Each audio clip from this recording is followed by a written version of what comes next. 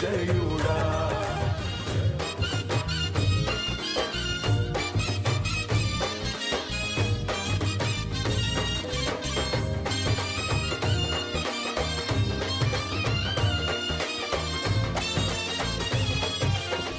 సర్వాధికారియు నిరంతర స్తోత్రార్హుడు యేసుక్రీస్తు ప్రభువారి ప్రశస్త నామంలో ఉదయకాలపు వర్తమానాల కొరకు ఎదురు చూస్తున్న మీ అందరికీ ఇమాన్యుయల్ మినిస్ట్రీస్ తరపున మా శుభాభివందనాలు తెలియచేస్తూ ఉన్నాను. క్రీస్తునందు మాకు అత్యంత ప్రియమైన దైవ జనాంగమా, నిన్నటి దినాన మీ అందరి ప్రార్థనల ద్వారా మెదక్ టౌన్లో ప్రారంభించబడిన సువార్త సభలు బహు దీవెనకరంగా కృపగల దేవుడు జరిగించారు. మొదటి దినమే వేలాది కొలది ప్రజలు ఆ స్థలానికి తరలి రావటానికి కృపగల దేవుడు సహాయం చేశారు. ఈరోజు, రేపు, ఎల్లుండి ఇంకా 3 దినాలు ఉన్నాయి. ప్రార్థించండి, పాలొందండి. ఎరిగిన వారందరికీ ఈ మీటింగ్స్ గురించి షేర్ చేయగలరని ప్రేమతో మీ అందరికీ మనవి చేస్తూ ఉన్నాను. మంచిది, అడగటం మర్చిపోయాను. ఈరోజు ఉదయకాలం లేచి ప్రార్థన చేసుకున్నారా? తమ్ముడు, చెల్లి, మిమ్మల్ని కనీసం 2-3 అధ్యాయాలైన దేవుని వాక్యాన్ని చదువుకున్నారా? అవును. గడిచిన రాత్రి కుటుంబంలో కుటుంబ ప్రార్థన జరిగిందా? ఎంతమంది కుటుంబాల్లో రాత్రి కుటుంబ ప్రార్థన జరిగిందో, ఎంతమంది అరుణోదయపు దినాన లేచి ప్రార్థన చేసుకున్నారో కింద కామెంట్ బాక్స్లో రాయండి. ఒకవేళ నిన్నటి దినం చేసుకోకపోతే ఈ రాత్రి తప్పకుండా ఒక అర్ధగంట అయిన కుటుంబ సమేతంగా కూడుకొని కుటుంబ ప్రార్థన చేసుకున్న తర్వాతే పడకల మీదకి వెళ్ళాలని ప్రేమతో మీ అందరికీ మనవి చేస్తూ ఉన్నాను. మంచిది. ఈ దినం పరిశుద్ధాత్మ దేవుడు మీ అందరితో పంచుకోమని నా హృదయాన్ని పురికొల్పిన ఓ దివ్యమైనటువంటి మాట. రండి ధ్యానించుదాం. రోమీలకు రాసిన పత్రిక 12వ అధ్యాయం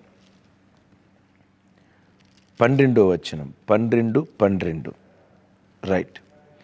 నిరీక్షణ గలవారై సంతోషించుచు, శ్రమల యందు ఓర్పు గలవారై, ప్రార్థన యందు పట్టుదల కలిగి ఉండడి. క్రైస్తవ జీవితానికి ఈ 3 లక్షణాలు ఆభరణాలు వంటివి. ఈ దివ్యమైన 3 లక్షణాలు నీ బ్రతుకులో నువ్వు స్వతంత్రించుకోగలిగితే భూమి మీదే పరలోకాన్ని చూడగలుగుతావు. అంతకు మించి నీకు అసాధ్యమైనది జీవితంలో ఏది ఉండదో. ప్రతిదీ సాధించగలిగే ఒక వ్యక్తిగా కాదు, శక్తిగా నువ్వు మార్చబడటానికి దేవుడు కృప చూపిస్తాడు. మొదటి ఆభరణం, మొదటి లక్షణం, నిరీక్షణ గలవారై సంతోషించండి. క్రైస్తవుడు ఎప్పుడు గుండెల నిండా దేవుని పట్ల నిరీక్షణ పెట్టుకొని బ్రతికేవాడై ఉండాలి. నిరీక్షణ నీకుంటే గుండెల్లో ఎప్పుడు సంతోషం పెళ్ళుబకటానికి దేవుడు కృప చూపిస్తాడు. చుట్టూతా ఏ పరిస్థితులున్నా గుండెల్లో నిరీక్షణ ఉంటే ఏడో, కలవరపడో, అయ్యో నా బ్రతికేంటి ఎలా అయిపోయింది, దుఃఖపడో.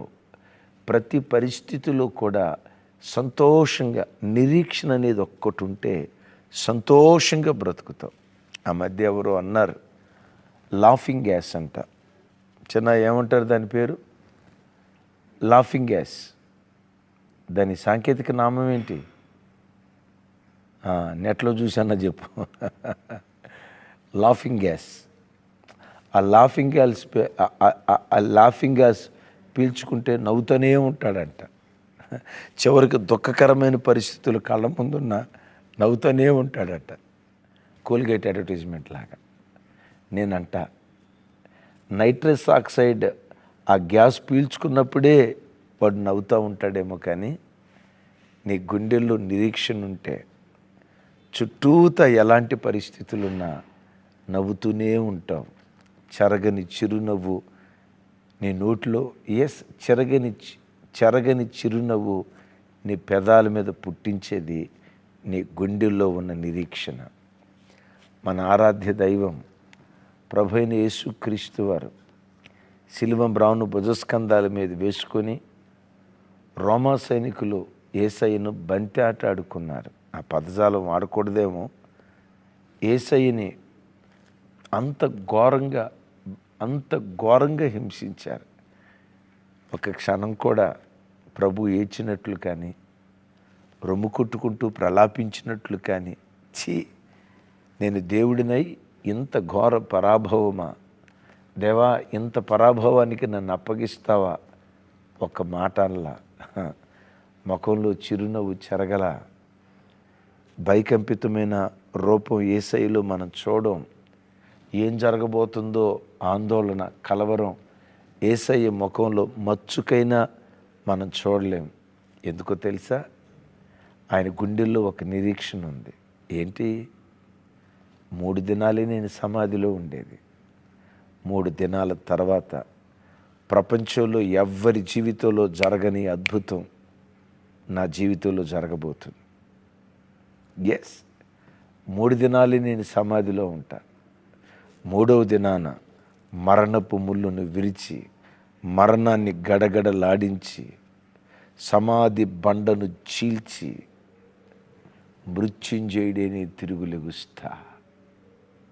ఎస్, ప్రపంచానికి ఒక వేడుకగా నేను కనపడతా. సరేనయ్యా, మృత్యుంజయుడే తిరుగులెగుస్తావు, బాగానే ఉంది. మరి ఈ సిలువ శ్రమలేంటి? ఏర్లై పారుతున్న రక్తం ఏంటి? యేసయ్యకున్న నిరీక్షణ ఏంటో తెలుసా?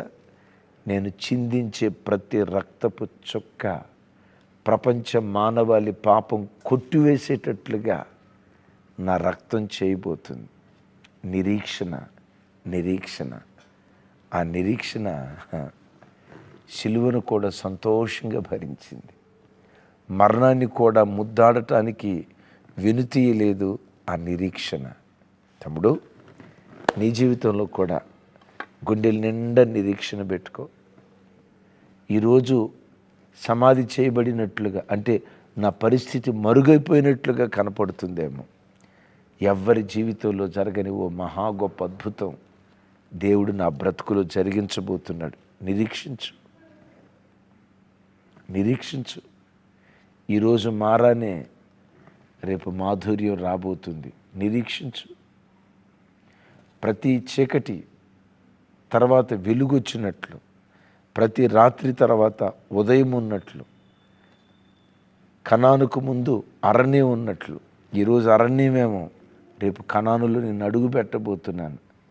ఆ నిరీక్షణ నీ గుండెల్లో ఉంటే, మానవరీతిగా ఒకంత బాధపడ్డా దాన్ని అధిగమించేటట్లుగా చేయగలిగింది నీ గుండెల్లో ఉన్న నిరీక్షణ. తమ్ముడు, చెల్లి, చుట్టూతో ఉన్న పరిస్థితులను బట్టి నిరీక్షణ కోల్పోతున్నావా? చుట్టూతో ఏలుబడి చేస్తున్న పరిస్థితులు నీ సహాయతలోకి ఏం ప్రార్థనలే, ఏం భక్తులే, ఇలాంటి వాక్యాలు ఏమీ వినలేదు, ఇలాంటి ప్రార్థనలు ఏమీ చేయలేదు, ఎంత నిరీక్షించలేదు, ఏం జరిగింది నా జీవితంలో, ఏం జరగలేదు కదా అన్నట్లుగా నిరీక్షణ కోల్పోతున్నావా? గుండెల నిండా నిరీక్షణ ప్రభువుని అడుగు. దేవా, నా గుండెల నిండా నాకు నిరీక్షణ దయచేయి. నిరీక్షణ గలవారై సంతోషించాలి. యోసేపు చెరసాల్లో పడే వరకు ఏడ్చినట్లుగా కానీ, అయ్యో అయ్యో ఏంటి పరిస్థితి అన్నట్లుగా కానీ ఎక్కడ యోసేపు జీవితంలో మనం చూడం. యోసేపు గుండెల్లో ఒక నిరీక్షణ ఉంది. ఏంటో తెలుసా? ఏ రోజుకైనా నా పన లేచి నిలవబడుతుంది. తతిమ పనులన్నీ నా ఎదుట సాగిల పడతాయి. ఆ రోజులు దేవుడు నాకు ఇస్తాడు. గుండెల నిండా ఉన్న నిరీక్షణే దుఃఖకరమైన పరిస్థితుల మధ్యలో కూడా సంతోషంగా యోసేపు బ్రతకటానికి కారణమైంది. తమ్ముడు, ఈరోజు యోసేపులాగా చెరబ్రతుకనేది, గోతులు వేయబడిన బ్రతుకనేది, స్వకీయుల చేత తృణీకరించబడిన బ్రతుకనేది, చేయని నేరం మీద మోపబడి నేరస్తునిగా సమాజంలో కనబడుతున్నావా? ఎవడు చూసినా తృణీకరిస్తూ ఎగతాళిగా మాట్లాడుతున్నారా? ప్రజలందరి ఎదుట పతనమైన వాడిగా కనపడుతున్నావా? నిరీక్షించు. ఏ రోజుకైనా నా పన లేచి నిలవబడుతుంది. యోసేపును లేవనెత్తిన దేవుడే నన్ను నిశ్చయంగా లేవనెత్తు. ఆ దినాలు తప్పకుండా వస్తాయి. నిరీక్షణ గలవాడవై సంతోషించు. ఈ నిరీక్షణ నిన్ను సిగ్గుపరచదు. ఆమేన్. అడుగు అడుగు. ఈ వాక్యం వింటుండగా నా గుండెల నిండా నిరీక్షణ దయచే ప్రభు అని అడుగు. యేసు నామం పేరిట సిగ్గుపరచని దేవుడు నీ నిరీక్షణను ఘనపరచునుగాక. ఆమేన్. రెండవది, ఓ చక్కటి మాట అంటాడు, శ్రమల యందు ఓర్పు. విన్నారా?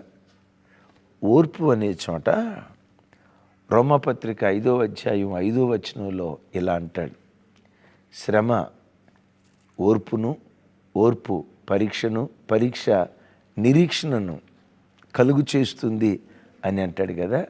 శ్రమల యందు దేవుని బిడ్డలకు ఎప్పుడు ఓర్పు ఉండాలి. ఓర్పు ఓర్పు ద్రోహ కార్యాలు జరగకుండా చూస్తుంది.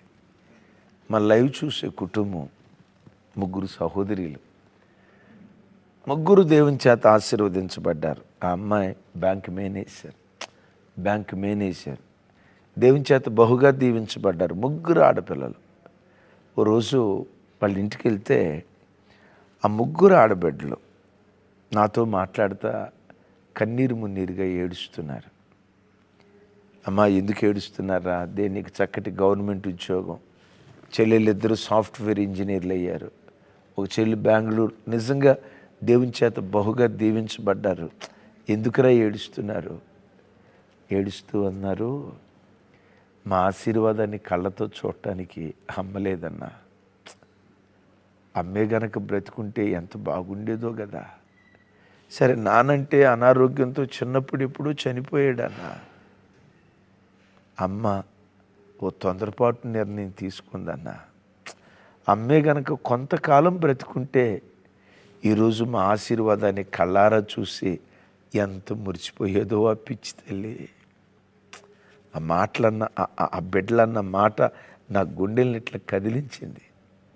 కొంతకాలం ఓర్చుకుంటే ఈ ఆశీర్వాదాన్ని కళ్ళతో చూసేది ఆ పిచ్చి తల్లి తొందరపడిందన్నా. ఏం తొందరపడిందమ్మా? ఏం జరిగింది? ఈ 3 బిడ్డలు నేను భరించలేను, నా వల్ల కాదని మా బంధువులకు మమ్మల్ని అప్పగించి సూసైడ్ లెటర్ రాసి ఆత్మహత్య చేసుకుని చనిపోయిందన్నమ్మా. శ్రమలలో కొంచెం ఓర్పుతో మా అమ్మ ఓర్చుకొని ఉంటే ఓర్చుకుంది. అప్పటికి లాస్ట్ మూమెంట్, ఇక మేము ప్రయోజకులం కాబోతున్నాం అని అనుకున్న లాస్ట్ మూమెంట్లో, బిడ్డలారా ఒకసారి నా వైపు చూడండి. నీ జీవితంలో నువ్వు అనుభవించే బాధలు ఇక నేను భరించలేను అని అంటావు, చూసావా? భరించలేనంత బాధ, చూడండి, భరించలేనంత బాధ నిన్ను ఆవరించిందంటే నేను భరించలేకపోతున్నాను అని అంటున్నావంటే దాని అర్థం ఏంటో తెలుసా? విడుదల బహు సమీపంగా ఉందని అర్థం. ఇక త్వరలో కొద్ది రోజుల్లో నీ విమోచన దినాలు, నీ విడుదల దినాలు, గాఢాంధకారపు చీకటి మధ్యాహ్న కాల తేజస్సు వలె మార్చబడే దినాలు బహు సమీపంగా ఉన్నాయి. అది దాని అర్థం. నేను భరించలేకపోతున్నానయ్యా అని అంటున్నావంటే విడుదల సమీపంగా ఉంది అని గ్రహించు. ఆ బిడ్డలు అన్నమాట, కొంచెం అమ్మోర్చుకుంటే బాగుండేదన్న. తమ్ముడు, నీ జీవితంలో కూడా ఏదైనా తొందరపాటు ఆలోచనలు వస్తున్నాయా? వద్దు బ్రతుకు, చచ్చిపోతే వద్దు జీవితం, సూసైడ్ చేసుకుంటే అయిపోద్ది, నేను ఈ బాధ భరించలేను, వద్దు. శ్రమలలో ప్రభువును ఓర్పునడుగు. ఎంత శ్రమ పడ్డావో ఆ శ్రమంతా రేపు మహిమగా దేవుడు మార్చుతాడు. ఇది 2వ ఆభరణం. 3వ మాట చెప్పంటారా? ప్రార్థనల యందు పట్టుదల కలుగు. నిరీక్షణ కలిగిన వాడవై సంతోషించు. 2వది విన్నారు కదా. 3వది ప్రార్థనల యందు పట్టుదల కలిగిన వారిగా బ్రతకండి. ప్రార్థనలో దేవుని బిడ్డలకు పట్టుదల ఉండాలి. అవును, పట్టుదల, ఏదో పెద్దలు అంటారు కదా, పట్టుదల ముందు ఏదైనా సాగిలపడాల్సిందే. పట్టుదల మనకుంటే పట్టు వదిలిపెట్టొద్దు. ప్రార్థన చేసావు, కొన్నిసార్లు ప్రార్థన చేస్తే వెంటనే దేవుడు జవాబిస్తాడు. అడిగిన దానికంటే ఎక్కువ ఇస్తాడు వెంటనే. కొన్నిసార్లు ఏం జరిగిద్దో తెలుసా? ఎంత ప్రార్థన చేసినా జవాబు ఇంకా ఆలస్యం అవుతుంది. విసుగు చెందొద్దు. ఎంత ప్రార్థన చేసాం కాలేదు కదా అని వదిలిపెట్టద్దు. పట్టుదలతో ప్రార్థన చేయి. ఏదో ఒక రోజు దేవుడు నీ జీవితంలో పరాక్రమాన్ని తప్పకుండా దేవుడు కనపరుస్తాడు. 70 సంవత్సరాలు మిద్ది మీదకెక్కి యెరూషలేము తట్టు కిటికీలు తెరిచి ప్రతిరోజు యెరూషలేమును చూస్తూ ప్రార్థించేవాడు దానియేలు. ఈ ప్రజలకు విమోచన కలగాలయ్యా, ఈ ప్రజలకు విడుదల కలగాలయ్యా. ఉదయం 9ంటికి, మధ్యాహ్నం 12ంటికి, సాయంత్రం 3ంటికి, రోజుకొచ్చి 3 మార్లు. ఒకరోజా 2 రోజుల 70 సంవత్సరాలు సార్, 70 సంవత్సరాలు. 10 సంవత్సరాలు ప్రార్థన చేశాడు, జవాబు రాలా. జవాబు రాని కాడికి ఉదయం 10, 9ంటికి, ఇతర మధ్యాహ్నం 12. ఎందుకెంత 10 సంవత్సరాలు బట్టి జవాబు రాలా, ఇంకెందుకు ప్రార్థన అని అనుకోవాలా. ఇంకో 10, 20 సంవత్సరాలు చేశాడు, జవాబు రాలా. ఇంకొక 10, 30 సంవత్సరాలు, ఇంకొక 10, 40 సంవత్సరాలు, ఇంకొక 10, 50, ఇంకొక 10, 60, ఇంకొక 70 సంవత్సరాలు ప్రార్థన చేశాడు. ఆ పట్టుదల సన్నగిల్లలేదు. దేవుడు వదిలిపెట్టాడా?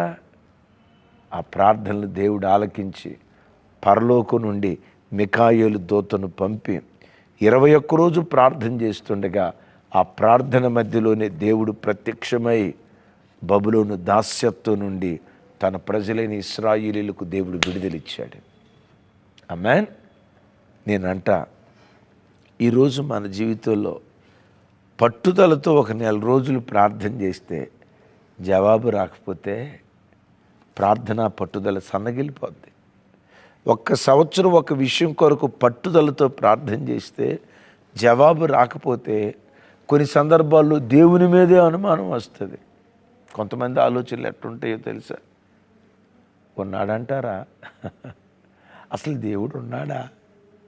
ఉన్నాడా? నా భ్రమేమో, ఇదంతా నా భ్రాంతేమో.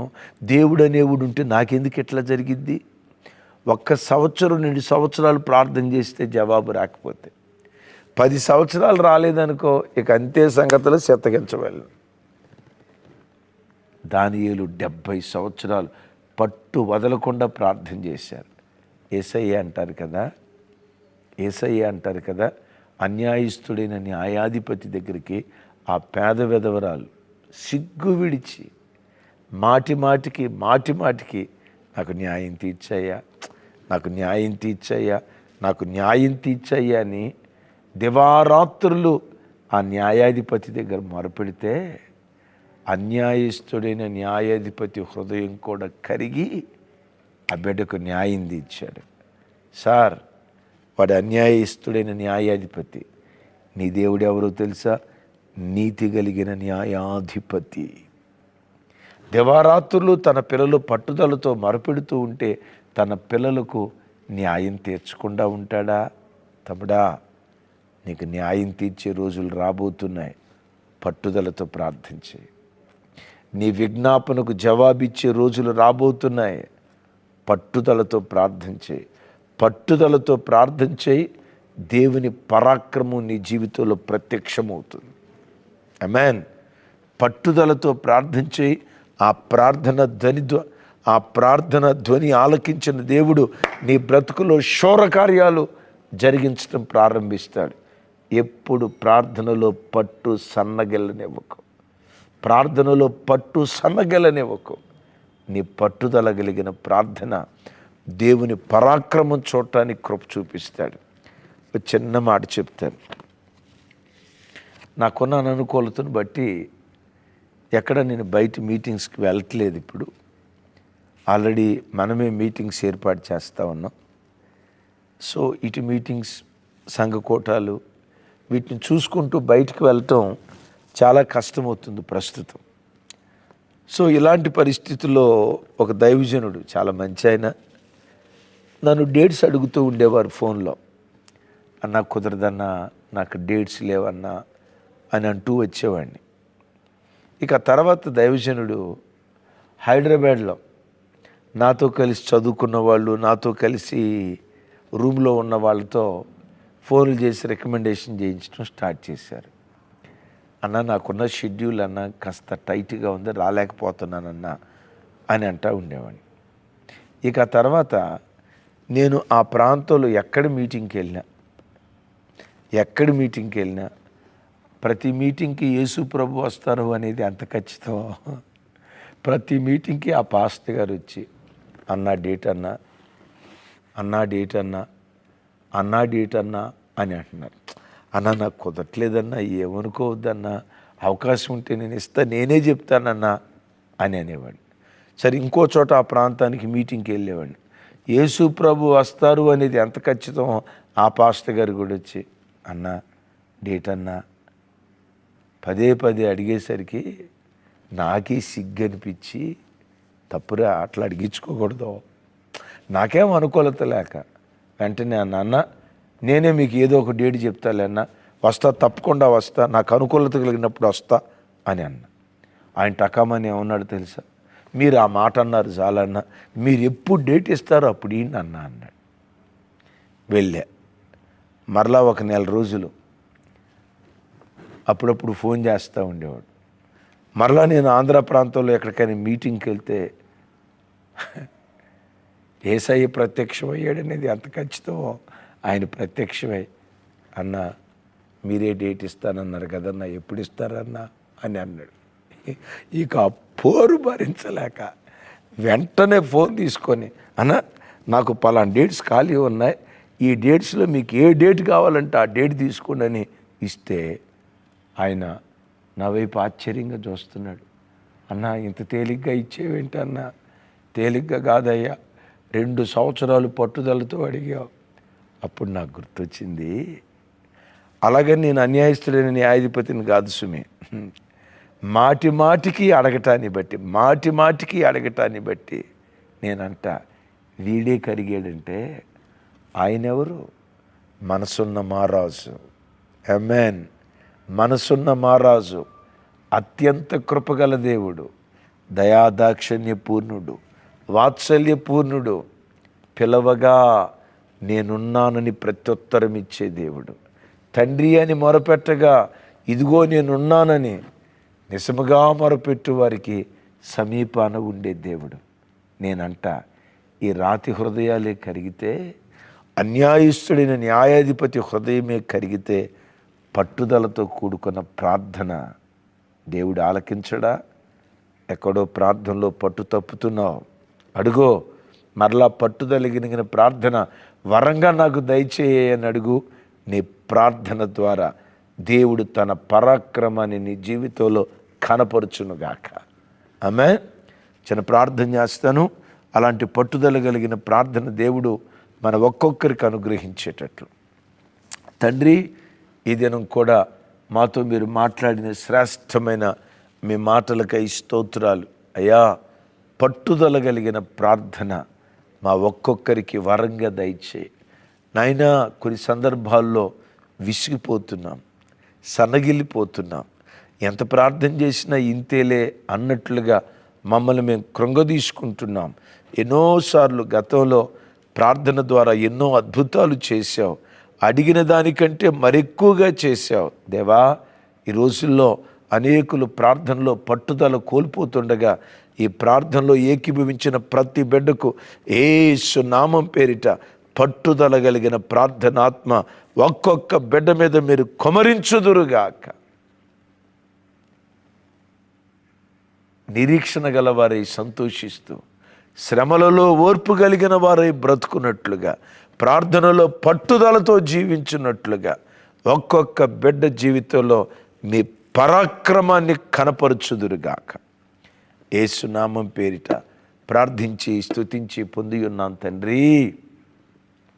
తండ్రి అయిన దేవుని ప్రేమ, కుమారుడైన యేసుక్రీస్తు వారి దివ్యకృప, పరిశుద్ధాత్మ దేవుని సహవాసం మనకు సకల పరిశుద్ధులకు సదా తోడయుండి నడిపించునుగాక.